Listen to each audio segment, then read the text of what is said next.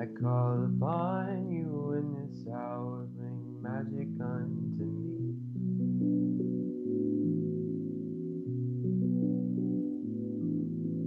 Brothers, oh, the cauldron cries, it singeth unto me. The songs of Mother Goddess and of Father in the tree.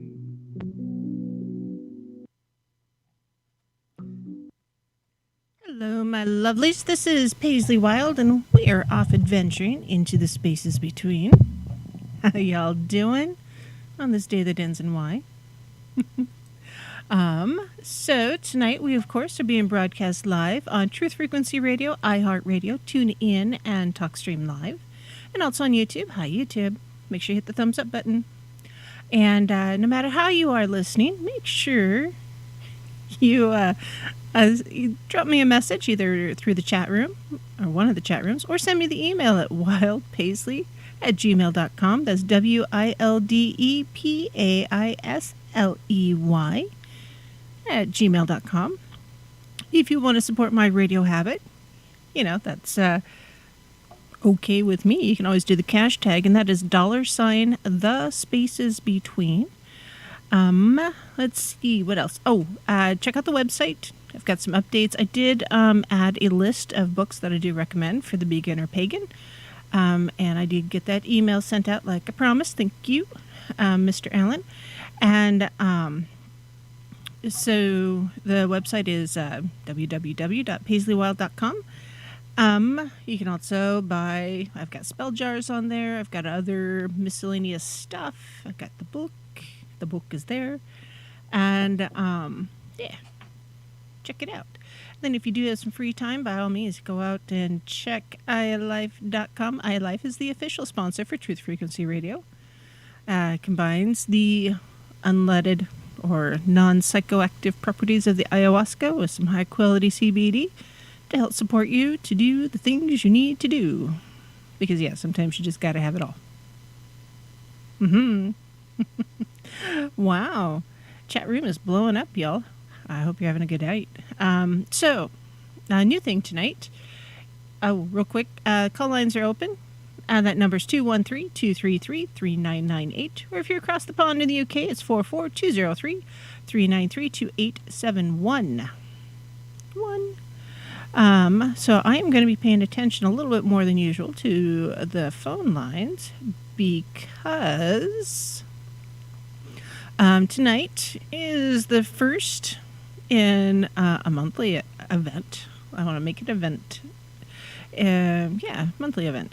We're going to talk about dreams tonight, how to interpret them just a bit. And if you want to talk about dreams that you've had or, just questions about dreams, I guess, besides journaling them, what should you do and what do they mean? The reason why I was kind of inspired to do this is because a friend of mine sends me a message. She goes, "Hey, can you call me?" I'm like, "Okay." So I give her a call and I say, "What's going on?" And she said, "I had this crazy dream." And I told her, "Would you knock that stuff off? I need my sleep, so stop dreaming about me." And she laughed. And anyways, it was, yeah, it was funny. As she just was explaining this dream she had where I was involved and I was talking about things that are coming, things that are coming up in the future. And so it's like, the energy's shifting. Things are changing, sometimes faster than we could ever possibly imagine. And sometimes we just need to sit back and talk things through and find out, we're receiving signs and messages from our subconscious, from our spirit guides all the time in our dreams. And sometimes, we just got to bring them out and talk about it. So first off, I want to talk about how to interpret dreams. And if you don't have a notebook by your bed, you really need to. I'm just saying. Even I have my phone, so if you are tech savvy, that works for you, and you can, write down your notes about the dreams that you had before you forget everything, that in your phone, that's fine, or your tablet, your computer, or paper and pencil, whatever whatever works best for you, because often when we first wake up in the morning, that's when we're remembering our dreams, or sometimes it's in the middle of the night, and it's like, what I don't know, what's this mean? And it never fails. I'm as guilty as the next person. I wake up in the middle of the night after a very, very lucid dream. I'm like, wow, I'm never going to forget that dream because that was just fantastic. And I have to remember it. And I know I won't never forget it. And I go back to sleep and I wake up the next morning. I'm like, well, bugger. I know I had a good dream last night. What was that dream? What did I dream about? And for the life of me, it's gone. It's just, gone. And it's frustrating. Just very, very frustrating. Hoggle dear, if you're hallucinating about spiders, you might want to change your prescription, because that's bad. We don't want to do that. Scary stuff. Spiders bad. Actually, no, spiders are really good in dreams, but I don't like them when they crawl across me. Oof. I do have the coffee tonight, so I will be wide awake. So, just in general, dreams do provide a lot of insight and raises awareness, I should say, and opens your third eye to messages that you are receiving from your spirit guides, your the deities that you work with, your ancestors, even just your subconscious sometimes. If you've ever had a problem that you're trying to work through and you're just not quite sure what to do with it, think about it as you're getting ready to go to sleep. Not obsess. I said think about it. Two different things. And then as you go to sleep, it's like, I want to figure this problem out. You wake up in the morning. Often you'll have the solution because your subconscious has been going, ooh, what is the plan? What is the plan? We must make the plan. We'll make the plan while everybody's asleep. And then you wake up, you're like, oh, that's the plan. It's so easy. So, yeah. Sometimes you just got to. So, sometimes your dreams will, show you just, what's going on in your life, the things you're not picking up on. Maybe your subconscious is, seeing messages or getting messages or picking up on signals that, sometimes we're too busy to notice the things around us. And I am excited, lucky. La la la la la. Actually, I've had more coffee today than I have in like the last week to put together. So, yeah, vivid dreams. So yes, pay attention to your dreams. So, your dreams can help you understand your life, your situation that you're in. Maybe it's your career. Maybe it's your relationships. Maybe it's your emotions. Maybe they're all over the place. How about your spiritual development, your personal growth, any of that? And your intuition. Intuitive witch, trust your intuition. And generally speaking, you can go to somebody and say, hey, I had this dream. What's it mean? And often you can figure it out.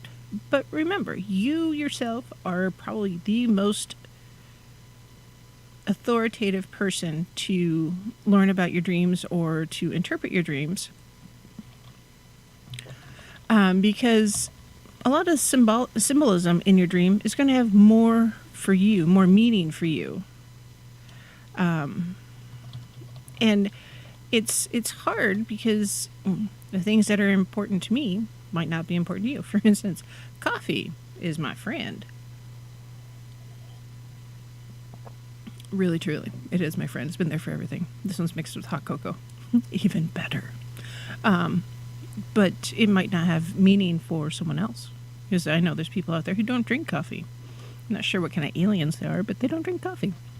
So yeah, what do you need when it comes to figuring out what your dreams are? Well, a dream journal helps.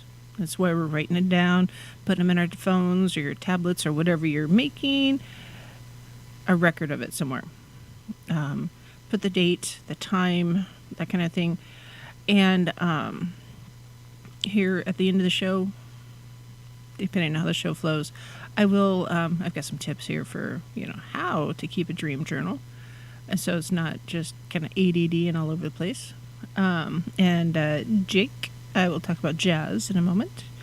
And remember, when it comes to dream, you don't have to write everything down, but you need the finer, some of the details and the things that stand out. Like several months ago, I had this dream where, and I've talked about it on the show. I enter into this big place, this room basically. There's people everywhere. I'm summarizing and condensing, and I'm introduced to a bunch of other entities or beings, if you will. And I remember the colors, I remember the textures, I remember the smells, even today. So it was a really vivid dream. And so those are the things I wrote down. It's like raw wood accents, wrought iron, detail, and sorry, and that kind of thing. So, and this the vibrancy of the color and the smells and yes, there was coffee. There's also wine and mead and all sorts of good stuff and food. But all those details. I did bullet points instead of writing out sentences, so I wouldn't just forget. And then once you write everything down, go back through and read it.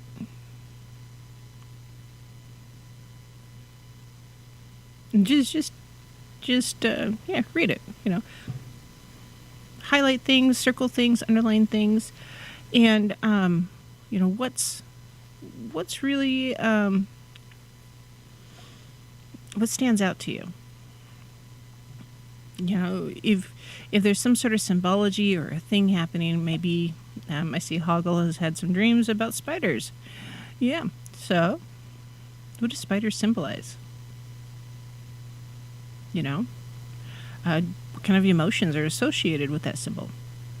Because generally spiders are in your dreams are kind of a messenger. They've got other things going on, but in real life, and maybe they're just creepy as F-bombs. Well, okay. So what does it mean? How does it make you feel when you stop and you look back? Does it make you feel trippy weird, or does it make you feel relaxed? So you have to remember that. And then, what do you remember? What past events or current events, make you think about the things you're dreaming of? So it's a process. When you are trying to interpret your own dreams and you are noting that these different things stand out and you write down the things that just stand out or have meaning, like spiders, so time, space, dimension, fertility, etc. A recorder of events is a big deal for Hoggle. Thank you, Lucky. That's kind of a big deal. You write that down. And then it's like, how do those things apply to me and my situation right now? And then you look at, think about your life and your current events and what's going on and how does it impact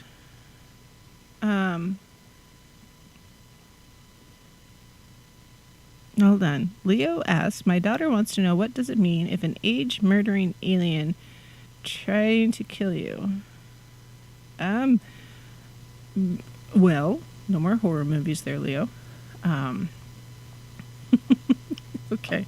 So first, we're going to talk about jazz. I'm just going to skip the meanings or the backgrounds. And yeah, sure. Jazz.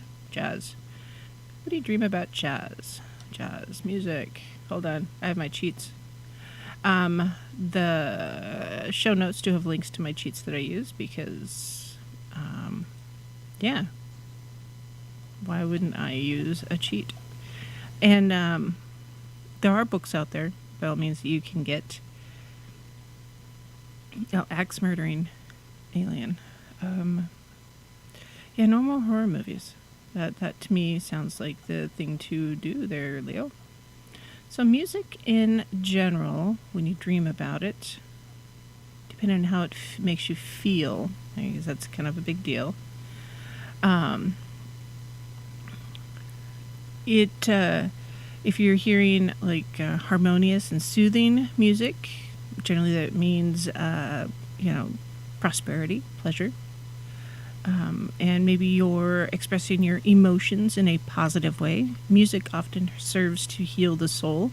I know that if I'm feeling a little melancholy sometimes, blues are fantastic. Or if it's raining, I love the blues. Actually, I just like blues in general. So specific genres, though, are unique to the dreamer. So how does jazz, affect you specifically? Is there, do you feel, an atmosphere? So if you've ever been to a jazz bar, maybe that would help. Or how do you feel when you go into a jazz bar? Generally, I feel pretty good, pretty relaxed. I know there's probably some good food coming up. So jazz in general generally means excitement and or creative freedom. You're feeling free to express yourself in a specific situation. And sometimes, though, jazz can also represent a vulnerability. And think about it. So, jazz is often, okay, sometimes, depending on the jazz you listen to, it often has a very deep meaning to the performer or the singer. And, you may be feeling vulnerable. You may be having a need to be more intimate, or perhaps a fear of intimacy. So maybe you need to just acknowledge your self-worth, in addition to the positive outcomes that could happen. Jazz hands. Now, if you don't like jazz, it means often, things aren't going your way and you're not liking it. So if you like jazz, that's good. Aliens. All right, so aliens in general are a little different. So often aliens symbolize an undiscovered part of self. If an alien is chasing you, for instance, it may be so aliens often represent an escape from reality in our society today. So if an alien is chasing you, it's that escapism is saying, you know what, it is time to come back to reality and do the things that you need to do.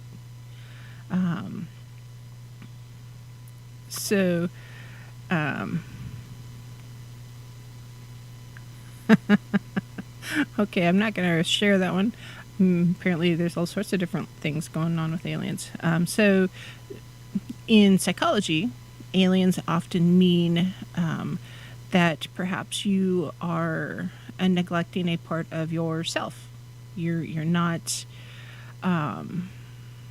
doing the self-care that you need to do. So you're kind of lost touch with yourself. So axe murdering alien. Yeah. I don't know about that one. Axe. So an axe generally means that you're having some control issues. Very symbolic of destruction. So if an alien is chasing you with an axe, it may mean that self-care is needed. We'll just leave it at that. Because you've got some stress going on. I don't know, is it end of school year? Leo, how old is your daughter? Maybe that would help. But also, maybe it is time to watch some rom-coms or adventure stuff instead of the horror movies. Yeah, because horror movies are not good for you. Okay, they can be good for you, but some of them are just out there, without a doubt. Spiders. Excuse me. So spiders often mean several different things. Often it can mean that you are feeling like an outsider in a particular situation, and you're trying to keep your distance maybe from the situation rather than feeling like an outsider, you're choosing to be outside of the situation. But the spider web itself often means hard work. So, Leo, 18 is a hard year. I'm sorry, but it is. It's hard to be an adult sometimes. And 18 is right in there. So, spider webs. Often, if you're watching the spider form its web in your dream, it's a sign of creation or creativity. And if it's being, let out, you're working towards a goal, and also that you should be rewarded for your goal, whatever that is.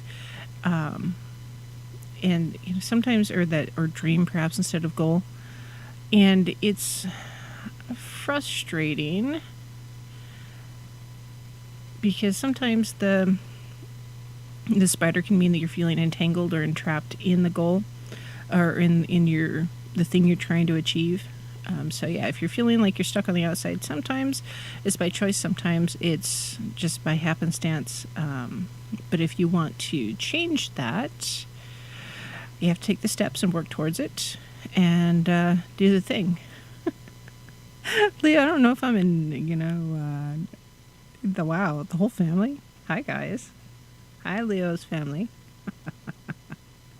But yeah, dreams and spiders.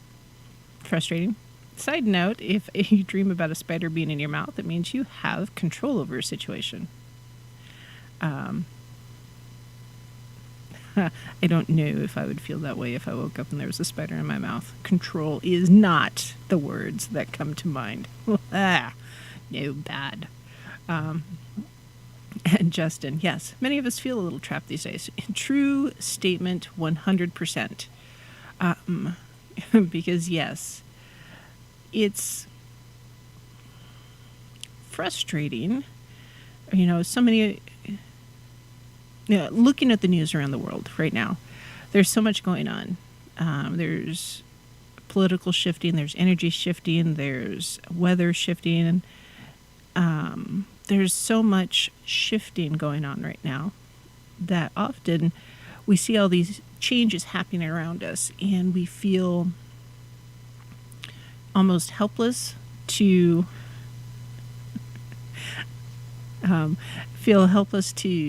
weather some of those changes because they're happening to us, not with us or by us. And feeling a little trapped in somebody else's decisions. Frustrating as all get out. Leo, you named your dog Little Devil. Okay. Well, I named my cat Drama, so I guess, whatever works. And she's already come and said hi and goodbye. She's back in her nest. But yeah, so many changes, so many shifting. It's like, I don't know, like we're stumbling across quicksand and there's no end in sight because, everything is shifting underneath of us and we're just kind of staggering from spot to spot trying to get through it. And yeah, it makes you feel a little trapped. Like I'm stuck in this mess and how on earth am I going to get out? Well, deep cleansing breath. You can do it. You really, really do. Yes, you can. So we're about 2 minutes to our first break.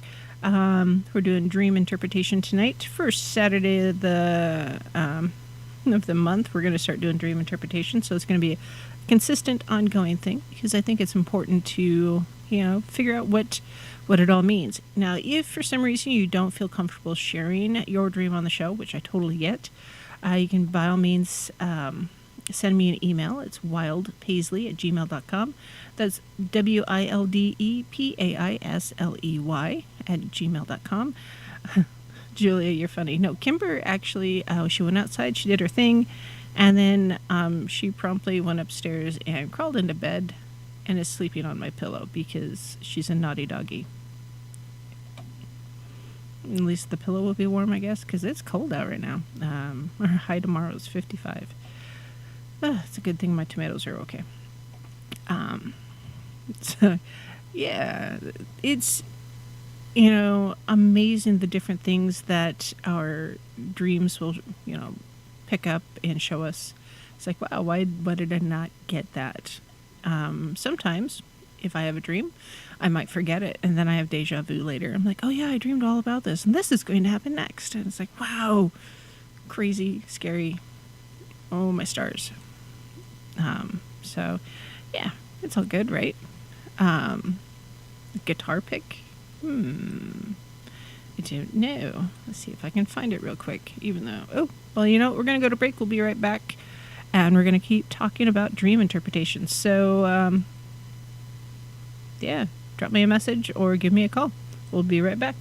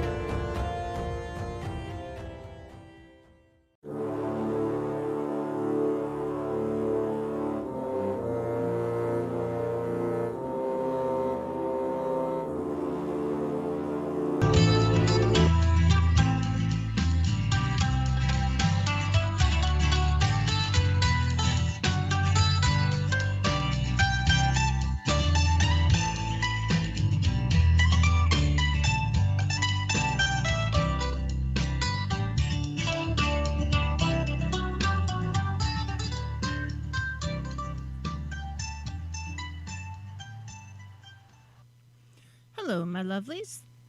This is Paisley Wild, and we are off adventuring into the spaces between. And tonight we're adventuring into the dream world. So tonight would be the night to call in and talk about your dreams, or if you have questions, you can do that by giving me a call. The number is 213-233-3998. Or if you're across the pond in the UK, it is 44203-393-2871. And also, as always, if you don't feel comfortable giving me a holler on the phone, you can always send me an email at wildpaisley@gmail.com. You can also send me an email if you want. Or not email, but send me a message in chat. Yes. The coffee is strong with me today. I admit it. I've had probably too much coffee. Which means I should be just awake enough to actually go to sleep tonight. Does that make sense? Now, I've noticed when it comes to dreams, there are times when my dreams are a little bit odd due to medications I take in the evening.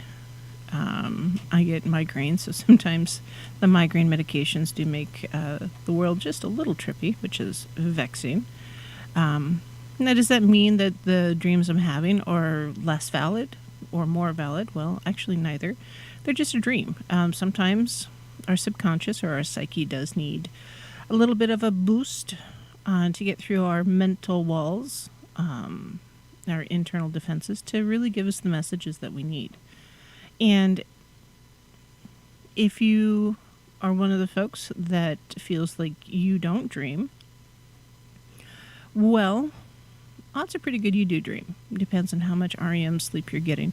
But it may mean that you are just not remembering your dreams because you're too deep and you're just not able to recall them. And that happens.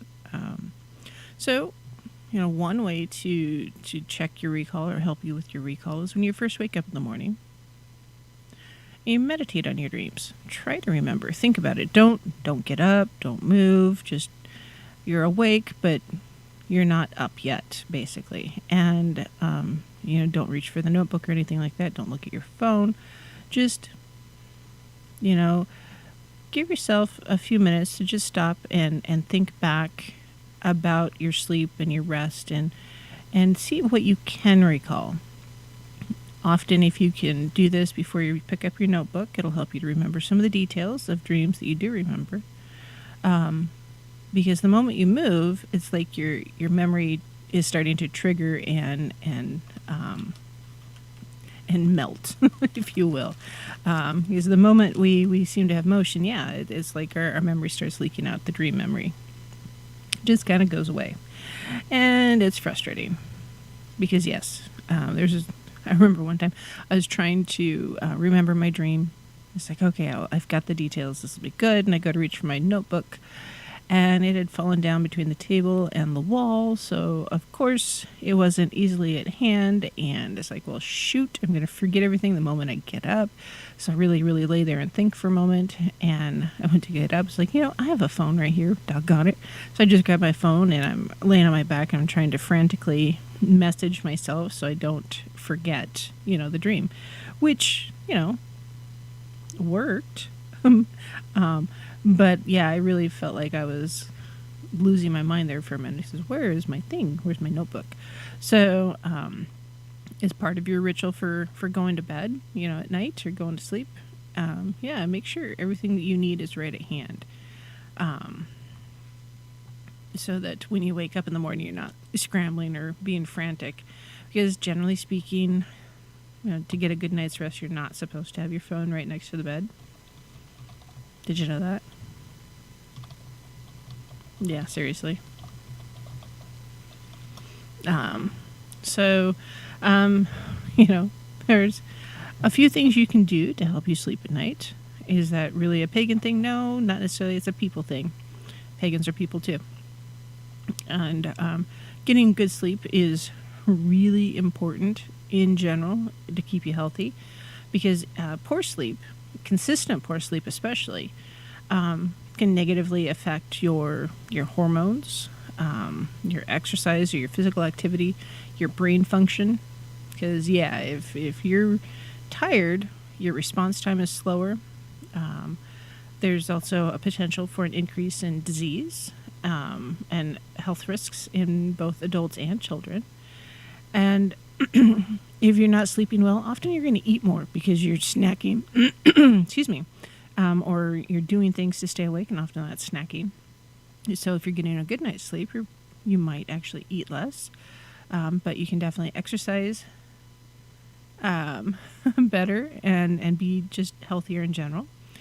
And partly due to the increase in technology all the way around us, sleep quality has declined in the last several decades, and the quantity and quality has decreased. I'm reading, going from an article here on Healthline.com. So I've got some tips here on how to sleep better, because yes, it's important to sleep good. So the first thing to stop and think about, maybe as you're getting ready to sleep, is your circadian rhythm. Now, if you don't know what that is, it is a natural internal process that regulates the sleep-wake cycle and repeats roughly every 24 hours. And it's basically your wake and sleep cycle. And if you need to reset your wake and sleep cycle because you're not sleeping well, or maybe you're working nights before and now you're working days, or vice versa, it can be hard. I've done it by staying up. So if say for instance, if I couldn't go to sleep tonight and I had insomnia again tomorrow night and maybe the night after, so 3 or 4 nights in a row where I'm just having a hard time sleeping, I may stay up all night. So I'm awake all day, all night, and all the next day. And then when I go to bed that next night, generally I'm ready to sleep. I sleep a good solid 6 to 7 hours, and I feel great the next morning, and my clock has been reset, and I'm able to do the things that I need to do. But yeah, that circadian rhythm is a little different for everybody. And remember, not everybody needs the same amount of sleep. We really don't. Sometimes we need more, sometimes less. And yeah, it's frustrating. So, let's see. Increase your bright light exposure during the day is the first suggestion. So, if you're having a hard time sleeping at night, maybe you're spending too much time during the day in the dark. So, open your curtains, turn on the lights.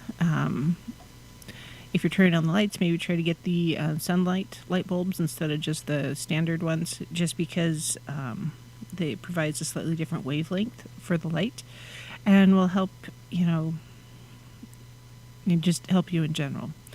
And if you have just 2 hours of bright light in the day, it'll help you sleep about 2 hours more at night. So Justin asks, Paisley, what are your thoughts on grounding? He's not tried it yet, but he's heard that it can seriously help you sleep. Yes. Do it. Those are my thoughts. Do the grounding before the sleeping. Here's why. If you, and I'll come back to my article, it's there, I'm not going to forget it, but this is important. Grounding often helps us tap into the energies of both the earth and the universe, and channeling that information between, or in energy, not just information. And so the negative energy or the things that are weighing us down, if we let that pass through us and into the earth, remember, Mother Earth has big shoulders. She can help carry the things that are dragging us down so we don't have to carry it by ourselves. And you let that stuff go. Especially if you've had just kind of a crap day. We've all had them. They're a real thing. Don't feel like you're the only one who has a crap day sometimes. Take that deep cleansing breath and visualize you have these roots that are going down into the earth. And with every exhale, you're putting that the extra energy, the negativity, the emotional debris that we might build up over the day, you're pushing that out on the exhale. And then with every inhale, you're inhaling the soothing energy of the earth, and letting it just soothe your soul, soothe your mind, and relax. So yes, grounding can definitely help you sleep. I will sometimes do, um, some breathing exercises if I'm having a hard time sleeping, some visualization, and a little bit of meditation for that grounding. Because, yeah, sometimes you just got to put your brain in its happy place in order to help you go to sleep. And it's important. It's really, really important to just let that stuff go, because the more we let that negative energy kind of float around in the back of our mind, or the emotions, or the debris we pick up that just floats around the back of our head because we remember the weird stuff sometimes, just let it go. That's not your baggage to carry. Really, truly. So, yes, grounding before bed. If it becomes part of your ritual for going to sleep at night, that's a good thing. Spend 15 minutes in meditation and grounding breathing exercises, and before you go to bed. Yeah, that'll really. Now, initially, it'll be hard because if you're not consistently doing the meditation bit, sometimes it's very difficult to get into that habit. And as you're changing your thought patterns, often it'll feel like it's not working. Why can't I sleep? I did the meditation thing, for crying out loud. Do it for a while. And when I say a while, it's like a couple weeks at least. Try it for a month.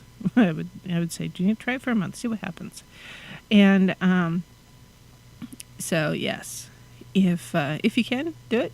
If you can't, keep trying. The meditation will become easier as you go, and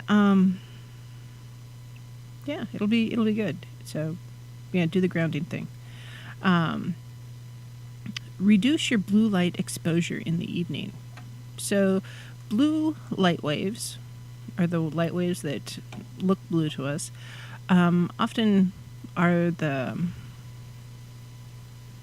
wake up light waves, if you will. And so it will often, negatively impact your ability to rest at night. And the blue light often comes from your electronic devices, your TV, your phone, your tablet, your computer, that kind of thing.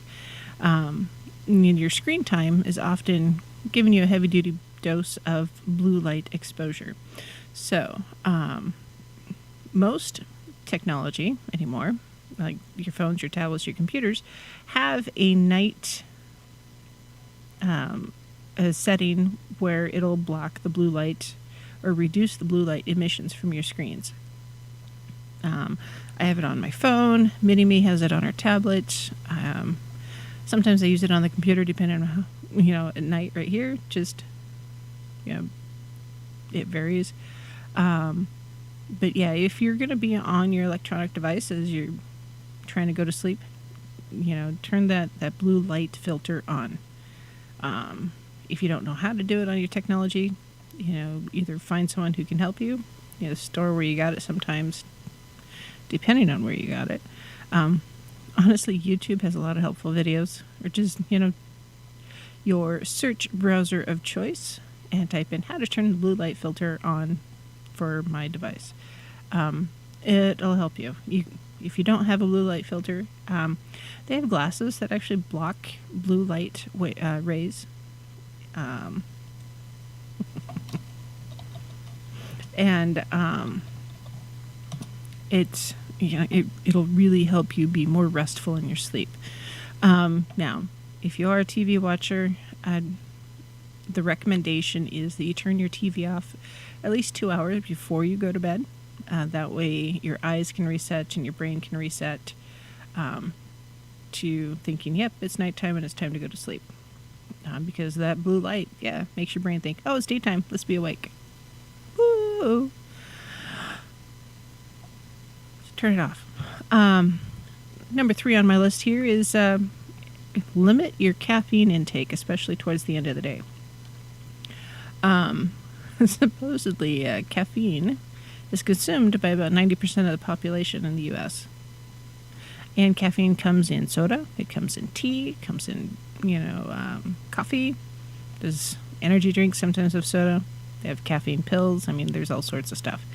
And a single dose Not quite sure how much a single dose is because it's probably about half of my cup of coffee here. But during the day when you're being active, a cup of coffee can really help with your focus and your energy and your ability to do the things that you need to do. I know there's been a few moments or a few times I'm just really not the right person to talk to before my cup of coffee. A friend of mine came over the other day and she sent me a text saying, "Hey, I'm on my way over." I was not awake. It took me a little bit to wake up even after, and I'm like, great, yeah, okay. And I told her before you can talk to me, I need to have the coffee because yes, yes. Leo says, "Wait, does that mean no coffee at night?" No, I must have the coffee. I have the coffee. So, interestingly, if you are someone who has ADD or ADHD, often caffeine will help you sleep.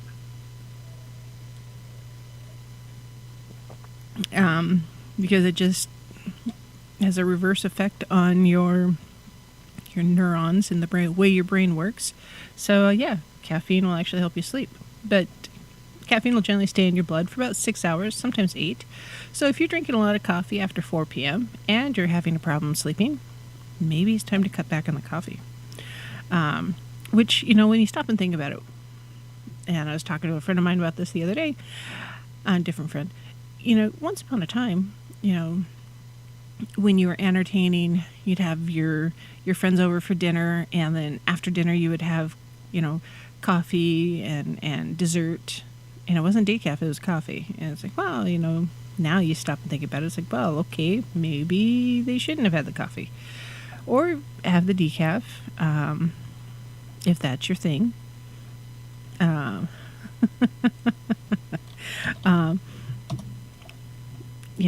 don't really understand the purpose of decaf coffee. It's like drinking sugar-free, caffeine-free 7-Up. Just drink the water. Yeah, that's just all there is to it. Let's see. So yeah, dreams. If you have questions about dreams, dream interpretation coming up, just let me know. You can always send me the email. Remember, it's wildpaisley@gmail.com. Or you can drop a message in the chat room, or you can give me a call. That number again, just in case you forgot, is 213-233-3998. Or if you are in the UK, it is 44203-393-2871. So, next tip. No, I'm talking about coffee. Hold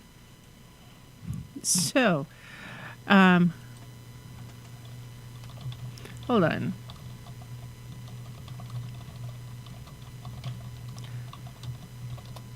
When someone is dreaming about you, often, well, what does it mean? Generally it means, or the best way to interpret it is, it's because it's what you represent to them in an abstract fashion. So when so the friend that called me up and said, "Hey, I had a dream about you. What's that mean?" There's an abstract thought or abstract archetype, if you will, that I represent to her, and that's why I was in her dreams. And in the setting, it was just a priestess type setting. I was a priestess type or priestess archetype in her dream, and giving her advice and telling her some things about the future, that kind of thing, and in the dream, from what I understand. And so, yeah, definitely represented the priestess archetype. So, was she dreaming about me as me? Kind of, yes, but also me as the priestess archetype. So if you are dreaming about, a particular archetype, such as a priestess, for instance, let's see. Do do do. I love this cheat. Sorry, but it's a good one. Oh, so if you're seeing someone who's a priestess or priest in your dreams, means you're often they represent your spiritual needs, your sense of morality, and religious beliefs. Sometimes it means that you're looking for guidance. Yeah, guidance is generally a big one. Yeah, it's that's exactly what it was. You know, she was looking for someone with guidance or the guidance, and so yeah, that's what we talked about. And honestly, the things I said in her dream apparently were the same kind of things that I would say in real life. So I don't know. Interesting, huh? Dreams are crazy. Lou says I get the premonition kind of dreams. Yes. You know, it's frustrating because sometimes we will dream about people and different things that are happening with them or with a group of people. Sometimes you can tell if it's a premonition dream. Like for me, if it's a sight type of dream, a third eye dream, often the colors are stronger. I don't know. Not everybody dreams in color, by the way. Some people dream in black and white. But for me, it's technicolor.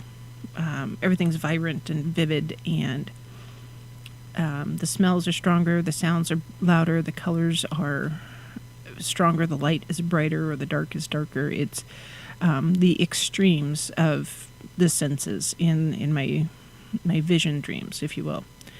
And I know other people have had dreams about other, family members and such, and that family member might have had a significant health issue after that. And yeah, sometimes those premonition dreams are really bizarre, and you need to take them seriously. But remember, as with any other vision or sight that you might experience, once you share the information, it could potentially change the timeline, and your dream as interpreted doesn't come to pass. Sometimes it's just going to happen regardless. So, pay attention. This is why we dream journal. That way, when you have the dream, it's like, all right, this is the dream. This is what I think it means. And then you observe what happens around you. Did it really happen? Did it not happen? Was your interpretation correct? Or did you miss some sort of detail that you thought was a minor thing, but was actually a really, really big deal? So yeah, pay attention. Another way to help you sleep better at night is skip the odd or long nap. So if you don't work at night, most of us as adults don't really need naps during the day. Although about 1 o'clock, I'm done. I'm ready for a nap. Naps are seriously wasted on children, I think, sometimes. So, yeah, naps, if it's something you do habitually and you keep your naps kind of short and at the same time every day, it shouldn't affect your sleep very much. But it'll, if you sleep too much during the day, it'll make it harder for you to sleep at night. So Leo says, I keep seeing people that I lost as a medic. I know it's trauma, yet I can't seem to get past them. Thoughts maybe other than what I've heard from VA doctors. That's a big one to unpack there, Leo. Because there's quite a few elements there. And it's we're going to start, and we'll take a break, and then I'll come back and we'll pick it up also. So times of war often means you're dealing with some sort of, if that's in your dream. So if you lost someone as a medic, you're dealing with an internal conflict or struggle that is still tearing you up on the inside. And, it's probably, you're dealing with, the loss, because it was your job to save, the people that passed, and that's frustrating. I'm sorry, and it is concerning. I sure hope that you're not just talking to your VA doctors, but you've got a counselor or someone who's helping you talk through things, because that emotional struggle that you're dealing with, that's that is a big deal, and that is hard to let go of, that loss. All right, time out. We're going to break. We're coming back. We're going to pick this up, Leo, because yes, it's a bit to unpack, and I want to make sure we get it done because you need it. Ayo.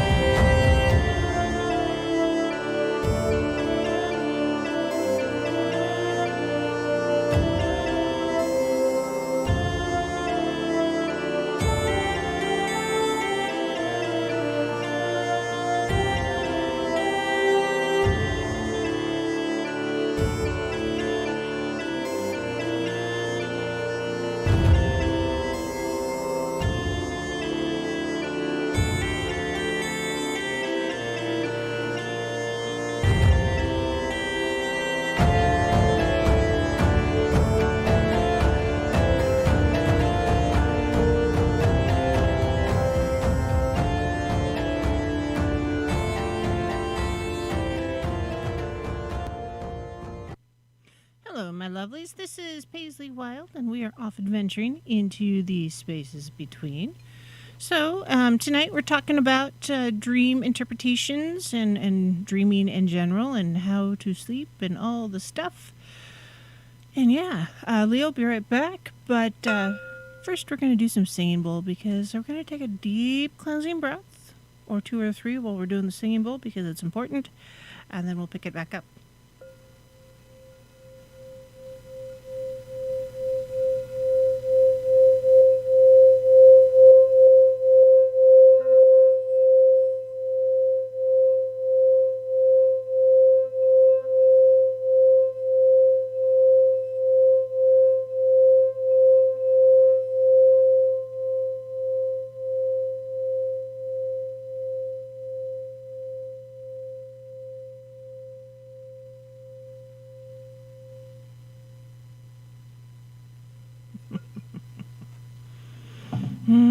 Singing bowl. Actually, it's one of my favorite parts of the entire show. Is this just deep cleansing breath and listen to the bowl. So, Leo mentioned that he has dreams about those that he lost as a medic, and it's hard sometimes because it's a recurring dream, and it makes total sense that it's a recurring dream.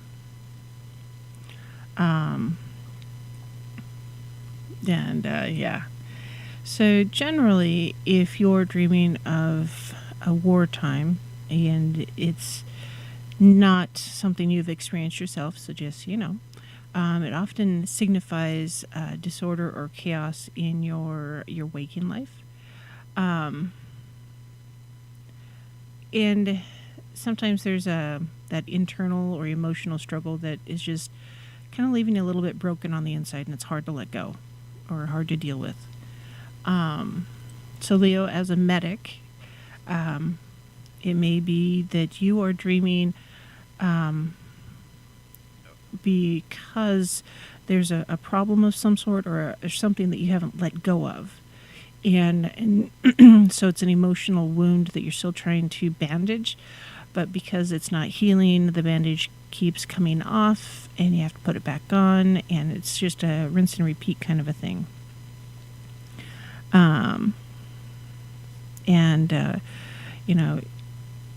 Also, it's sometimes is a way for you to connect with others to help to support them as well. And then, it may be that, you're having a problem connecting or you're feeling like that there's some aspect of yourself that is represented by the dying person. And so in a time of war, often there's a loss of innocence, or sometimes compassion, or a loss of self that happens in times of war that the average person doesn't necessarily experience because they're not there.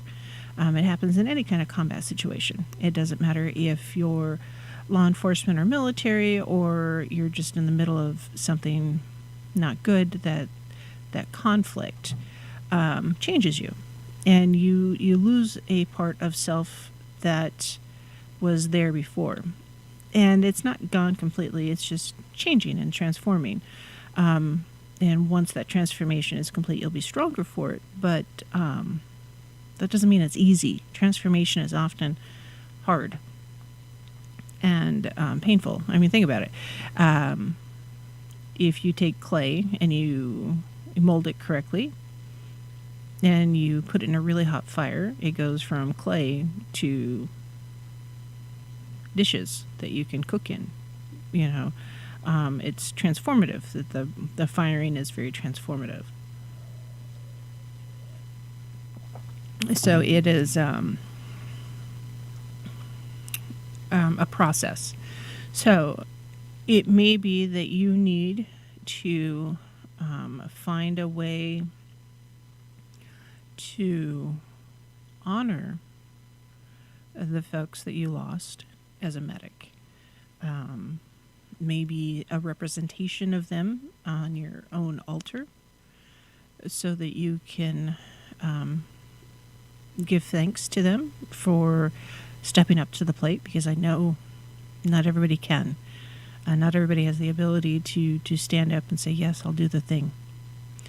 And they gave their everything.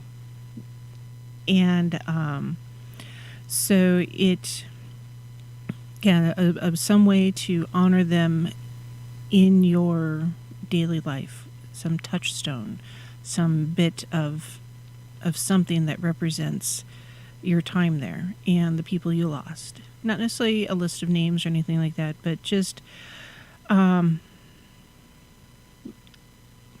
it's a process to honor them. And then, maybe the dumb supper would be a good idea, or the dumb drink, if you will. Dumb tea means you're honoring their memory in silence. It's like, the movies have it all the time, not all the movies, but some movies will have a shelf or a place where, hey, we're remembering those that we've lost, and there's an empty shot glass or something next to the person that, or the name or the picture or whatever. It's because it represents, the drink that you would have shared with them to toast the change that you would have experienced or the significant life events. So very, very similar. So maybe pick a day, new moon, full moon, that kind of thing. Whatever day it is that you choose, that is the day you set aside to have that symbolic drink with them. Coffee, tea, even just water. It's like, hey, thank you for your service. Thank you for giving. And then I remember you. I'll not forget you. And just honor them in that way. And over time, as you know, it won't make it go away. It won't make the pain go away or even any less. But sometimes it'll help the burden of the pain ease. It won't be as heavy on you, and it won't be as dominant in your dreams or in your life. Lucky says, we used to have a table for the fallen when we had mess night in the Marine Corps. We would honor and toast them. Yeah, absolutely. Something like that. Yeah, because it's, Day of the Dead, the Mexican tradition, Dia de los Muertos. They're honoring those that have passed. And it's the history behind the tradition is actually really, really fascinating. We'll talk about it a little bit closer to the end of October, just like we did last year and the year before, because I love Day of the Dead. I think it's a fantastic thing. So, yeah, it's an important part of the grieving process.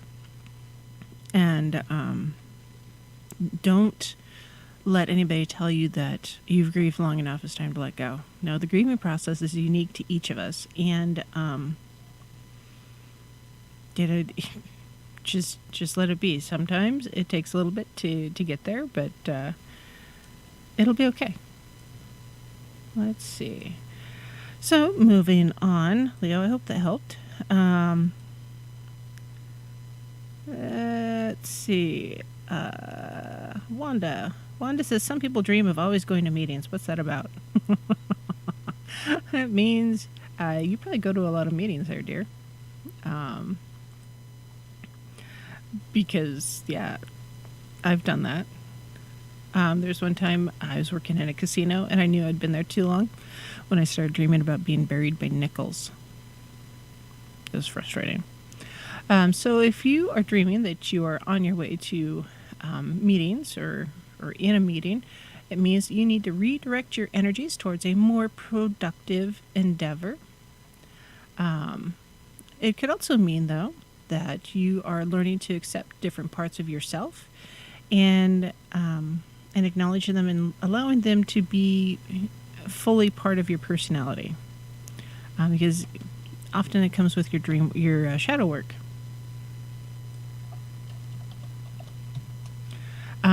Now, if you're dreaming that you're running late or you're missing a meeting, sometimes that could mean that you are dealing with some anxiety that you're not meeting your own personal goals. Or maybe there's a challenge in your waking life that is just driving you nuts.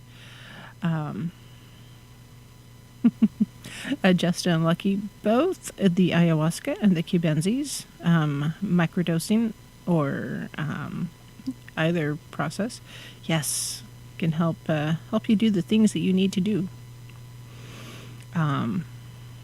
So speaking of ayahuasca, that's one journey I haven't had yet.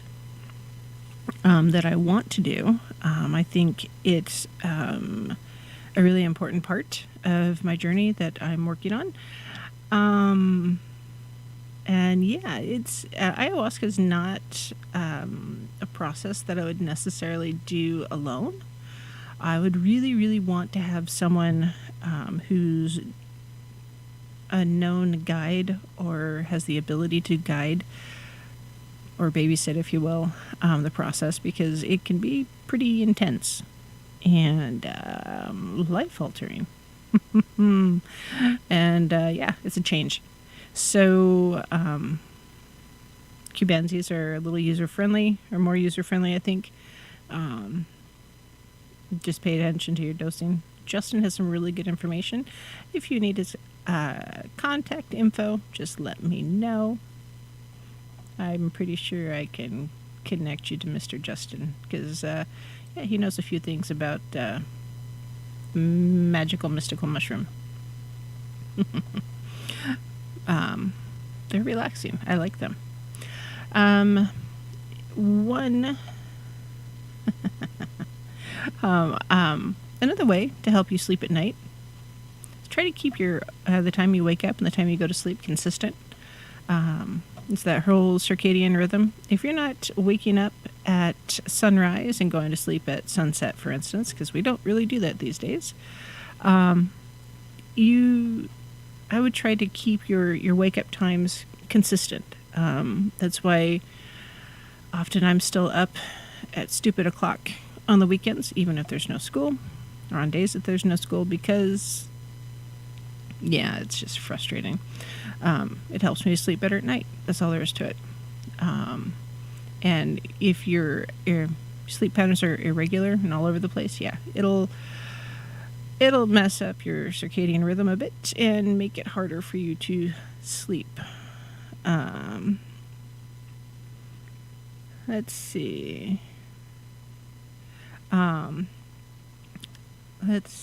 Melatonin is a supplement that you can take.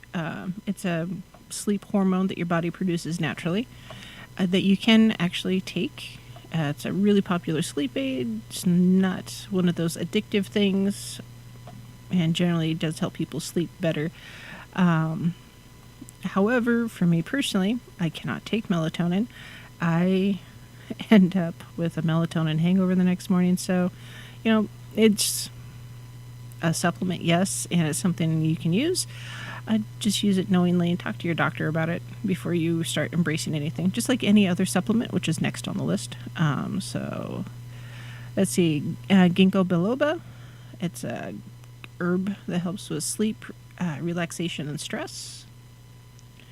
Glycine is an amino acid that can help with sleeping. Valerian root is another one of those soothers. It's really, really good. It's kind of like chamomile. Magnesium, actually. Often we are magnesium deficient. And if we are magnesium deficient, often it helps us it makes it harder for us to relax and just go to sleep. L-theanine is another amino acid, good for relaxation and sleep. And lavender. Lavender is very soothing and relaxing. Maybe have a sachet that you keep, near your bed. I have a bar of French lavender soap.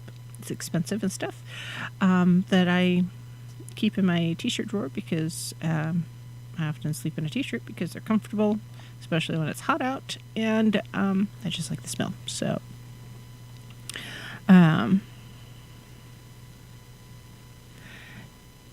yes. So Leo, 100%. He's talking about the ayahuasca plant, ayahuasca process, not the right safe space or the right person. When the time is right and the opportunity is correct, it'll come together. And that's just all there is to it. So remember, when it comes to sleeping and sleeping supplements and that kind of thing, it's not a magic bullet. It's not the be all end all. I wouldn't necessarily take all of them at the same time unless your doctor tells you to. So just pay attention. Seriously. Even though often at night you have a couple of drinks, you're like, woohoo, I'm going to go to sleep, and you just pass out. It's good, right? Well, actually, it's counterintuitive because often alcohol consumption at night can increase snoring, your disrupted sleep patterns, your hormones, all that stuff. So, like, a glass of wine is different than 2 or 3 bottles of wine. Pay attention. Seriously. Optimize your bedroom to help it to be the most restful space that you could possibly have. Make sure the temperature's right, your noise levels are as low as possible, your furniture's not cluttering up the doorway. Any noise from outside is muffled as possible. And if you can get the noise around your sleeping area reduced, you should sleep better, honestly. Your bedroom should be a relaxing place to go, not just, the place where your bed and your dressers are. So, if you're having a hard time sleeping, look at your room. What can you do to change your room to make it more restful? And one of those things, seriously, is your bedroom temperature. I personally sleep better if the bedroom's a little colder and the window's open. I don't know what it is about the window open, even if it's 20 below outside. I like that fresh air. It's frustrating. Some people sleep better in being warmer, so yeah. So Lou says, I think I've been getting the melatonin hangovers. Didn't realize it was a thing. Yeah, it is a thing. Mostly it's like your body isn't getting it all processed out, and so your body is saying, hey, you should still be asleep. But reality is you need to be up and doing the things, and so you're fighting yourself, and that makes it harder. Excuse me. So, yeah. So what you could do, Lou, is instead of taking it just at bedtime, try taking it, say, 5 o'clock in the evening, and give your body a couple of hours to kind of adapt to the melatonin. It should make the whole process easier, and in theory, help it work out of your system before you get up and have to do the thing the next morning. So give yourself about 12 hours with the melatonin. Drink plenty of water with it too. Water's good for you. Don't eat late in the evening. So, often it's like, I want to have that, bedtime snack. Well, technically, eating just before you go to bed is not good for you. The food just before you go to sleep often is slower to digest, and as a result, you're more likely to put on fat than you are to burn the calories that you're snacking on. So if you want to sleep well, eat early enough that you're not still feeling stuffed as you get ready for bed.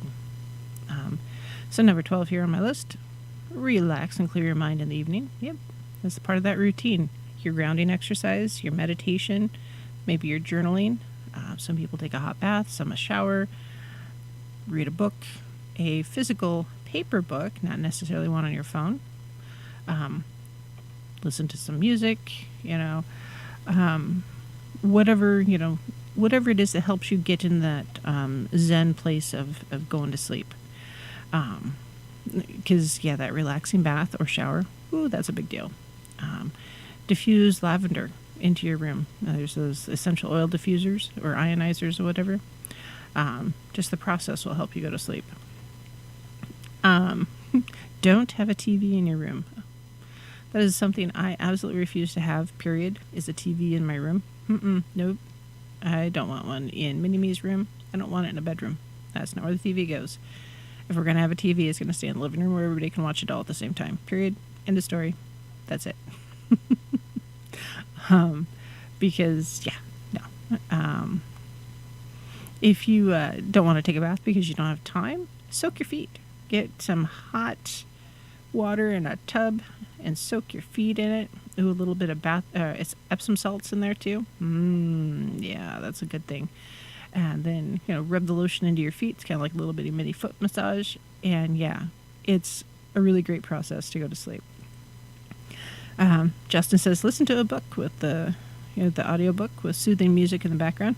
Yes. When in doubt, listen to a book on tax law. It'll push you to sleep like that. Unless tax law is your thing. But there are times that I have had to study for something, and it was the most boring topic ever, and it's taken me, weeks to read a single book instead of a few hours like usual. So, yeah. Some things are just kind of boring by nature. Tax law is one of them. Now, if you do have problems sleeping, it may be that you're just dealing with, you have a sleep disorder, and that's all it is. If you're having problems sleeping, make sure at your annual exam or whatever, make sure that you let your doctor know that, hey, that you're not sleeping well, and ask what you can do differently to help you sleep better. Because they might order a sleep study. You might find out that you got sleep apnea, and that's causing you some other problems. So yeah, I don't know. I also like listening to thunderstorms. So Mini-Me has a white noise generator because yes, there's an app. It's called White Noise, and her favorite sound is a cat purring with a campfire and a thunderstorm in the background with some singing bowl. That's the one she picked. She customized it. So, whatever it is, that'll help you.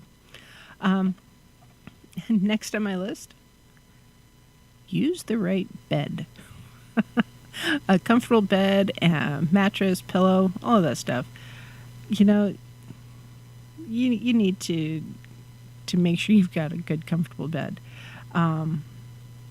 Now, depending on what is best for you, the mattress that you need is, it varies. Some people need a firmer one. Some people need a soft one. So it varies. If you haven't gotten a new pillow for a few years, it's time to get a new pillow. You should probably get a new bed about every 5 to 8 years. Generally, I think you're supposed to change your pillows like every 3 to 6 months. Thank you, Leo. And, sure, getting new mattresses and pillows are not exactly the cheapest thing to do, but actually it's pretty easy. If you're looking at your bedroom, this is not the most comfortable place I've ever slept. What can you do to fix it? Maybe you just need a mattress topper. Maybe you need flannel sheets. There's nothing like flannel sheets in the winter, I gotta tell you. Yeah, it's pretty wild. Let's see. Next, exercise regularly. That's a big one. If you exercise and are physically active during the day, it'll make it easier to sleep. Because exercise actually is better than drugs if you have insomnia. If you're busy doing the thing, whatever it is, yeah, you'll sleep better. Ever notice if you have a couple of kids all running around together, running wild and doing the things, running outside, chasing each other, having fun? As soon as they stop moving around so much, maybe they have a snack and they take a couple deep breaths and they pass out. It's because they burned all that energy. It's time to recharge. Same thing with adults. We just get so stuck in a chair at work.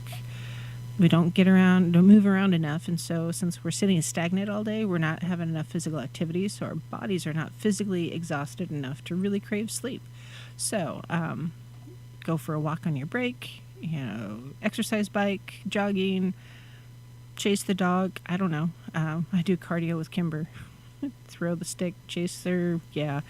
Some mornings when I do that with her, I am completely out of breath and I'm done for the day. Other times, like, woohoo, we're going to keep doing this. So, yeah. You sleep better at night, you're more awake during the day. Be physically active. Last on my list, just before the break, make sure you're not drinking a lot of liquids just before bed. Don't drink a liter of water just before you go to sleep because you know what? You're going to have to go potty all flipping night long. There's nothing more frustrating than having to get up every hour because you got to go pee.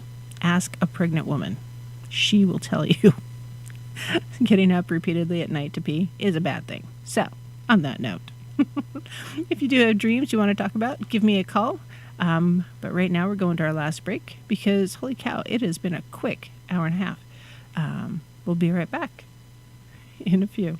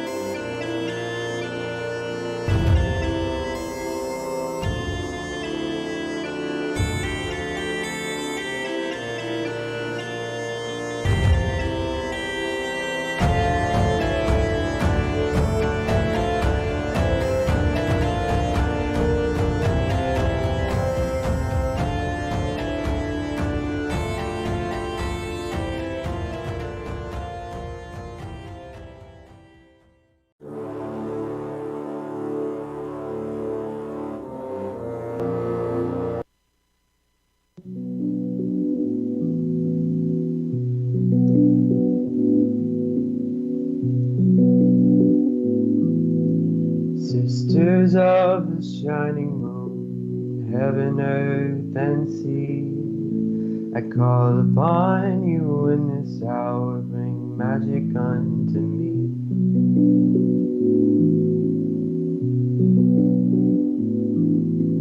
Brothers, oh, the cauldron cries, it singeth unto me. The songs of Mother Goddess and the Father in the tree.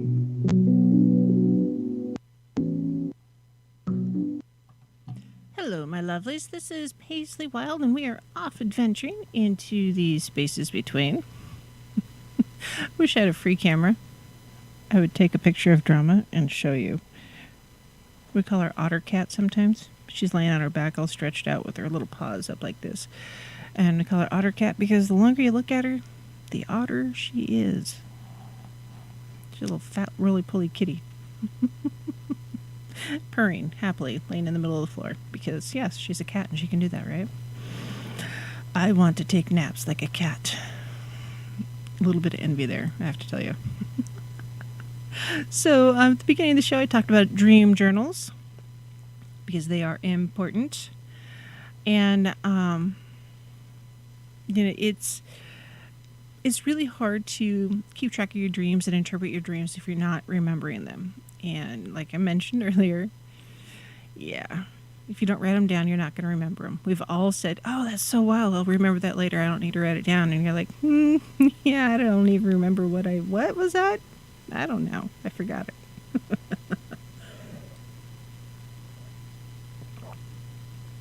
Because, yeah, sometimes you do. Like the one I dreamed with the deities, yep. Remember that one, the Dawn dreamt about Odin. Yep, that's one we definitely remember because the details were so vivid and it was an absolute turning point in the dream process or in the spirituality process. So yeah, big one. But my dream one, mine that I had, I wrote that bad boy down. Because there were so many details I didn't want to forget, and it was just fantastic. And yeah, if you dream something significant like that, you don't want to lose the details. You want to hang on to it. So remember to write it down. It's good for you. And honestly, the best time to journal your dreams is when you first wake up. Pause a few moments, remember the details, and then write it down. And sometimes some dreams, there won't be a lot of details. It's like, wow, I was being chased and I don't know why. We've all had the chasing dreams. They're highly annoying, by the way, because, yeah, nobody likes that.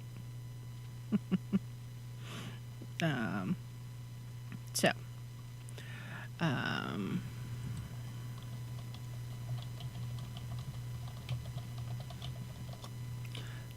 let's see. So yeah, journal as soon as you wake up. Wanda, I promise I'll give you an answer. Yeah. Where's this thing? Yes, that's what I want. Okay, hold on. I'll be right there. So, now the person who wrote the article here that I have says don't use technology. Well, sometimes we have to use technology. So I wouldn't use your computer per se. I would use your cell phone or a tablet or something that's nearby.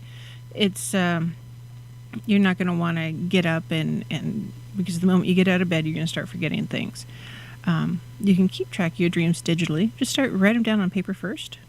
Bullet points, key things.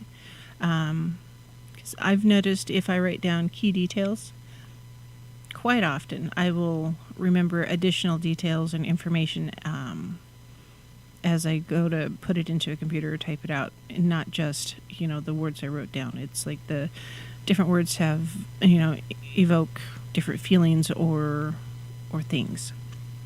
It may be if you're writing down in a journal, don't write every line, write every other line. Good night, Lou. Have a good one. Because as you're, read through and trying to interpret your dreams, you want some place to be able to put the different meanings, the different information. So, pay attention. Every other line. So you have got plenty of room to write the details. And yeah, be as detailed as possible. If you go through a gate, for instance, in your dream, you're right, go through a gate. Well, what kind of gate? Was it a cast iron gate? Was it a wooden gate? Was it a garden gate? Was it a chain link gate? Was it a decorative gate? Was it a functional gate? What kind of gate was it? The more details often will give you better interpretation or ability to interpret the dream. And make sure you date things, guys. I know, for me personally, I date everything. Do I always remember how I dated it? No. But there's almost always a date on there because it's important to remember when you did it, especially if it's a precognition type of dream. Wow, I dreamt about, John next door winning the lottery and selling his house, 3 months ago. And look, he just did it. If that's your thing, then you want to know that, hey, I actually did that. I remember it because I dreamt it.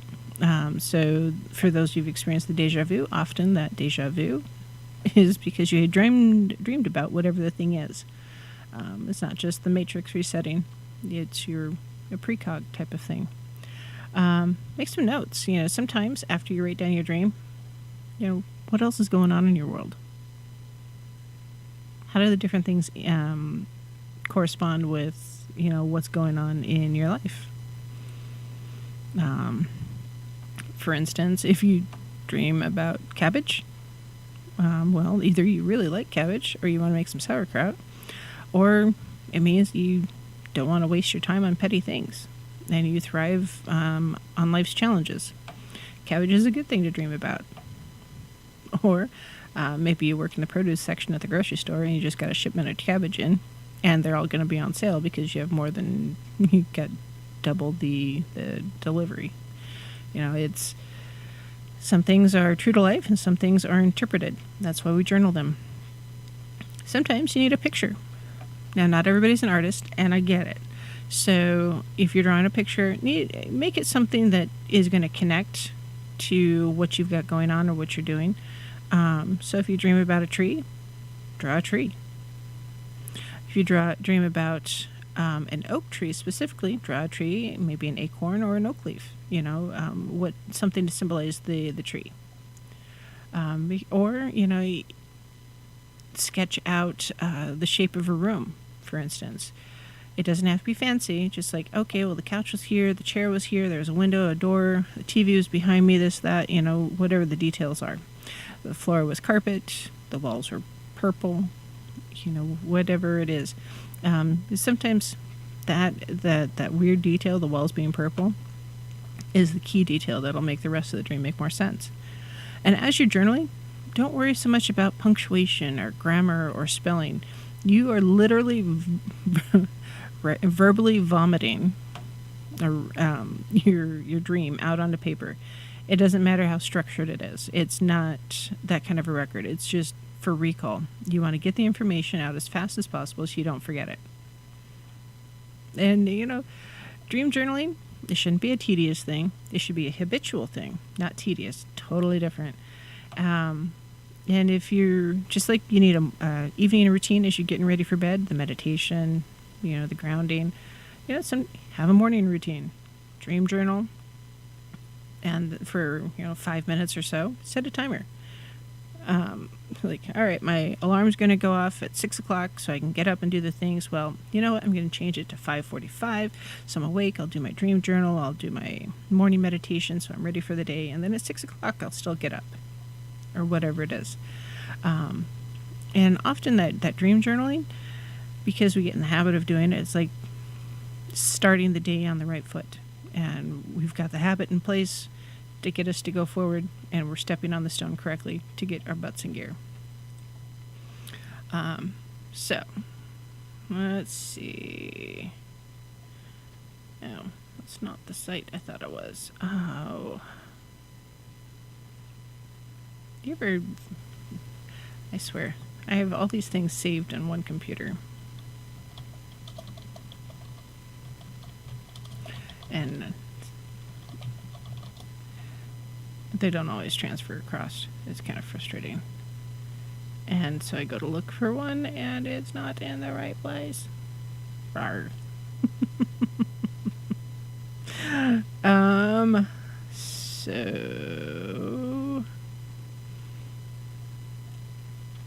is that the one I want? Yeah, we'll try this one. So, good stones to fall asleep to.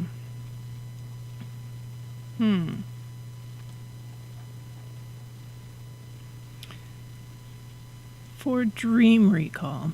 Excuse me. Because, yeah, Wanda wants to know which stones help remember dreams. So, amethyst is a good one to help with the dream recall. Amethyst is actually a really good stone to have in general. It's good for relaxing sleep. It's good for helping you to activate your third eye chakra or your crown chakra, and it's good for lucid dreaming. Not necessarily for a good night's sleep, but good for lucid dreaming. So you're trying to recall your dreams, having some amethyst near your bed. Yeah, that's a good thing. Moonstone's another one. So the moonstone is connected to the energy of the moon. And so is another one that's great for dream recall or lucid dreaming. So if you're trying to do a lot of dream recall kind of things, keep amethyst and moonstone in a sachet with some lavender in your pillow. The moonstone will also help with emotional balance that can help with issues like your teeth grinding at night.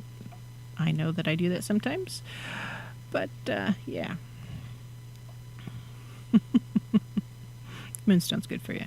The straight regular moonstone. So if you have rainbow moonstone, it's a little bit different. It's beautiful though. It can help activate your mind and your subconscious and open yourself to different states of spiritual consciousness. So another one that's good for lucid dreaming, but it also deflects negativity as you sleep, which is also important. Lucky says eat powdered paprika. It stimulates dreams, and when you eat it and speak your questions before bed, the dream will answer the question. The recall of the dream should be clear too. Okay. I cook with a lot of paprika. I did roasted root vegetables tonight. There's paprika on there. Nummy, nummy, nummy. So Herkimer diamonds are another one that's good for dream recall. Herkimer diamonds are not technically, they're not diamonds like you would think of because they're not very pricey. They're very common. They're double pointed. There's a point at each end. They're found only in one place, and that's in Herkimer County, New York. And they're beautiful. It's double terminated, so there's termination at both ends. And they're naturally that way. I actually really, really like Herkimers. They're beautiful. I would almost rather a Herkimer diamond than a real diamond just because, you know what, they're not as expensive, and that's the same blasted thing. But Herkimer diamonds will help you to recall any hidden messages in your dreams. And also help you to cleanse your own energy as you sleep. And sometimes we need to cleanse our energy just like we would something else that we're trying to cleanse in, say, moonlight or salt or earth or whatever. So yeah, sometimes we need the cleansing too. They can also remove heavy energy, which is often associated with certain types of dreams, so you feel lighter and refreshed. So Leo, maybe you need to have a few Herkimer diamonds. Maybe you can get a pendant or something that you could wear on a necklace that you can sleep with. It's a really good one. Azurite is another pretty stone. It's one of the few really, really blue, like cobalt blue stones. It was very popular amongst the Mayans. They used it as a divination stone because they felt it helped a person understand their psychic abilities.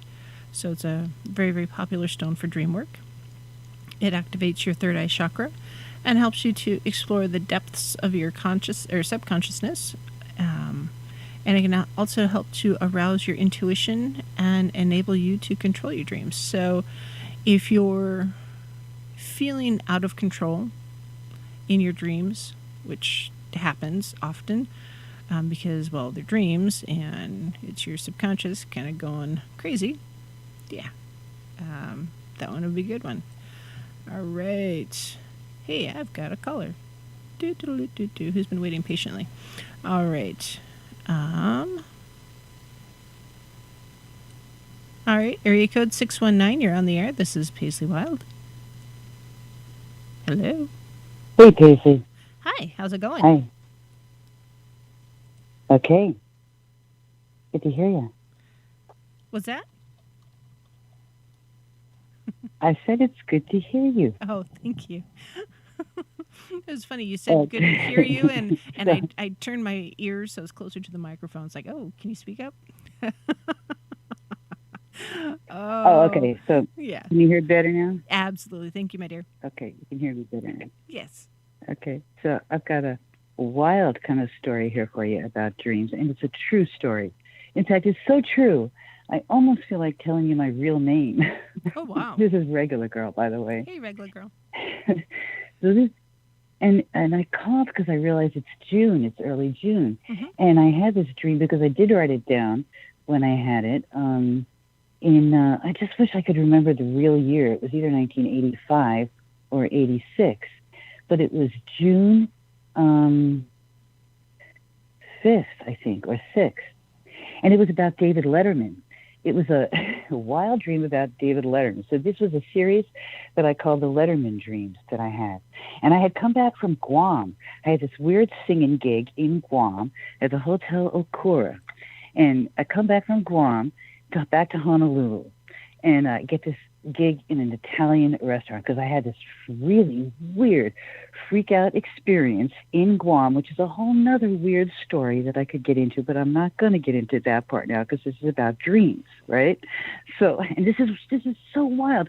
I wish, and there are people who, that's why I kind of almost want to tell you my real name, because there are people who are alive who will tell you this is a true story, as wild as it is. This thing about these David Letterman dreams that I had.